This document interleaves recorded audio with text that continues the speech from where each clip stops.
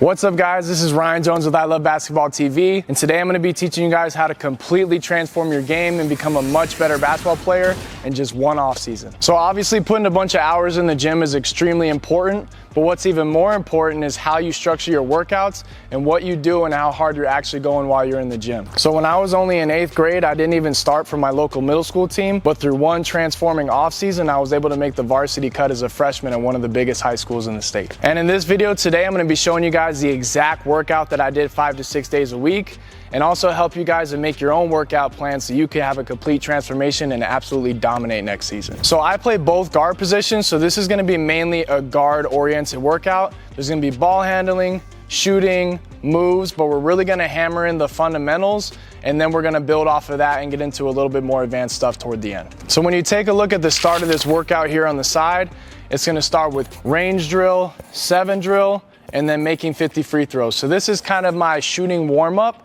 and I think that's very important for a shooter, is having a consistent warm-up and getting a good feel for the ball and a good feel for your rhythm before you start going into the higher intensity drills. So just in case you guys wanted to copy this workout drill for drill, the range drill, I'm basically gonna start off real close to the basket, and every time I make 2, I go ahead and take 1 step back until I eventually miss 3 in a row at a given spot. That would be the end of my range for that day. And then for the 7 drill, I actually stole this from an NBA Combine workout that I saw on YouTube. You're gonna start on the sideline, and then you're gonna jog into the closest elbow, take a shot there, and then you jog across to the opposite sideline, and then come back to the closest elbow again, and you're supposed to shoot until you make 7 in a row. I like to think of a free throw as kind of my base for my shot. Usually if I'm struggling from the free throw line, I'm gonna struggle everywhere else. So when I do my free throws, I tend to try to keep track. If you're gonna shoot 50, maybe you set certain goals for yourself, whether it's 40 or 45 out of 50. So when it comes to structuring your guys' workout, you gotta understand what situations you're gonna be able to have success in. So even though these are fundamental things, I'm always gonna do my 7 spot shooting, where I go 7 spots, make 10 from each spot as spot up jumpers from 3.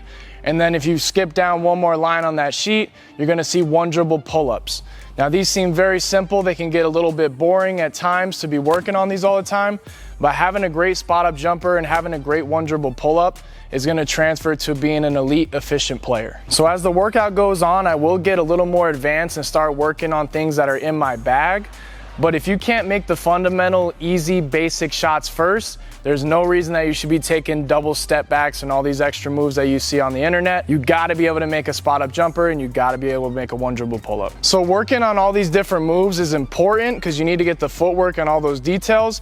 But until you play a live defender who's gonna make you do something slightly different, you're never gonna know how to actually apply that in games. So when you play one-on-one here, check up with your friend. I like to play this in a downhill version where you're off the dribble already, and you're gonna get maybe 4 or 5 dribbles, but you can only score within the paint, just layups and just floaters. In this scenario, the defense knows that you're trying to drive to the basket, so your ability to be creative and still get all the way to the rim, even though he knows that's what you're trying to do, is gonna completely change your game as a slasher. So now when you take a look at the next drill on the sheet, we're gonna get into +1, -2. And I can say that drills like this honestly completely changed me as a shooter and helped me be a lot more consistent in games that actually translates over. So you have different types of shooting where you can do the 7 spots like we did before, where that's focused on mainly just getting up reps, rep after rep. But you gotta challenge yourself mentally as a shooter as well. So when I do +1, -2, every time I make it, it's +1. Every time I miss it, it's -2. The goal is to get to +10 before you drop all the way down to -10. So the next drill on the sheet is gonna be layup mania. And now this is pretty much just a jumble of a bunch of different finishes. I'll pick 1 or 2 finishes that I feel like I really need to work on and just spam those over and over again. I might do a spin move, a Euro step, whatever it is, but make sure you're working on both hands until you get comfortable. So now that you guys have worked on your finishing a little bit, we're gonna go ahead and move on to the next part, which is make 20 free throws. To be honest, I usually only did this whenever I didn't shoot the percentage I wanted in the first 50. So if you guys shot the percentage you already wanted, then go ahead and move to the next part, which is 3 random ball handling drills. So for those next 3 ball handling drills, it'll probably be 10 to 20 minutes of time.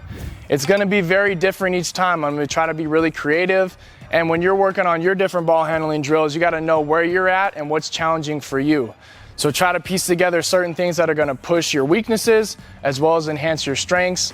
10 to 20 minutes, go really hard, get that ball moving, pound that ball really hard, and get your handle to a next level. So the next drill you guys see on there after the ball handling is gonna say Austin Rivers. So this is your opportunity now to work on your bag. Now I picked this move specifically when I was in high school because I felt like it was a great opportunity for me to get my shot off and use the threat of my drive to get a pull-up jumper. So the Austin Rivers is basically just a hezzy pull-up.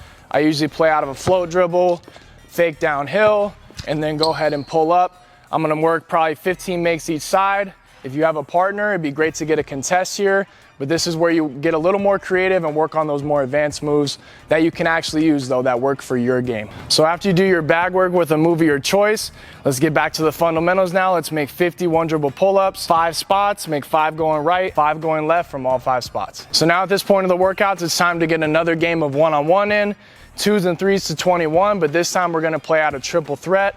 Check up at the 3-point line, but I want only 2 or maximum 3 dribbles. It's very important to be efficient working out of 2 or 3 dribbles because in the game, most of the time you're not gonna have the ability to size your man up and play with the ball too much. So being good and effective with 2-3 dribbles is key to being a great scorer, and you must master that. So the next drill here on the workout sheet is cone pullbacks. This is gonna be some more bag work. So for me, I kinda analyze myself as a player. I have a pretty good first step getting downhill and can get around people. So I thought it was very important for me to have a good stop on the dime, pullback, or some sort of drag so I can get up right into my shot whenever the defense cuts me off. I can't stress this enough that when you pick these moves, you gotta make sure they're ones that fit your game and fit your strengths, and also know when you're gonna have opportunities to actually do these in a game. And make sure they're efficient moves for the most part. My float hezzy pull-up is a very quick move, and my drag is just a counter to a straight drive. So have quick, effective counters and really master those. So the next drill in this workout is gonna be floater mania. So for this, again, understanding situations where you can be successful, attacking a closeout or after beating my man, being able to pull up for a floater before the help gets there is a key shot I feel like most guards should have. So I do 5 each baseline and then 5 going middle, and I also like to work on it with both hands. That's up to you, but make sure you have a floater in your bag, especially if you're a guard. So now we're getting toward the end of the workout here. I'm gonna go ahead and make 10 more free throws, and then I'm gonna get into dribbling cones where basically I'll probably do some sort of zigzags, change up my rhythms and my patterns, but the point of this is try to get ball handling while you're moving. Stationary is very important. I love stationary ball handling, but if you can't move well with the ball, you're really gonna struggle. So I'll do some sort of zigzag cones between the legs behind the back, and then I usually add in like a Euro step or some sort of different gather to get to a layup that I'm gonna use in the game. All right, so the second to last thing on this workout sheet is gonna be 2 17s with some free throws in between. This is obviously your conditioning portion of the workout.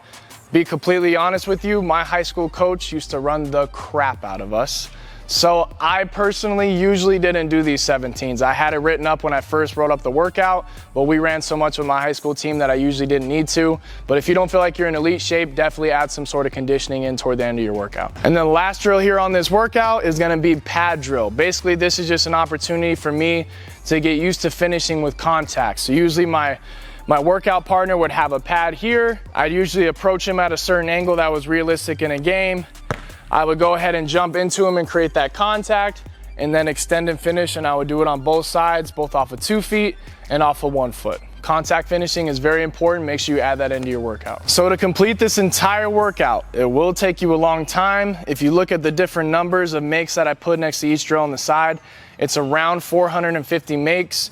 Usually my mom would drop me off at Sports and Wellness from about 3:30, and then she would go pick me up at about 8 o'clock.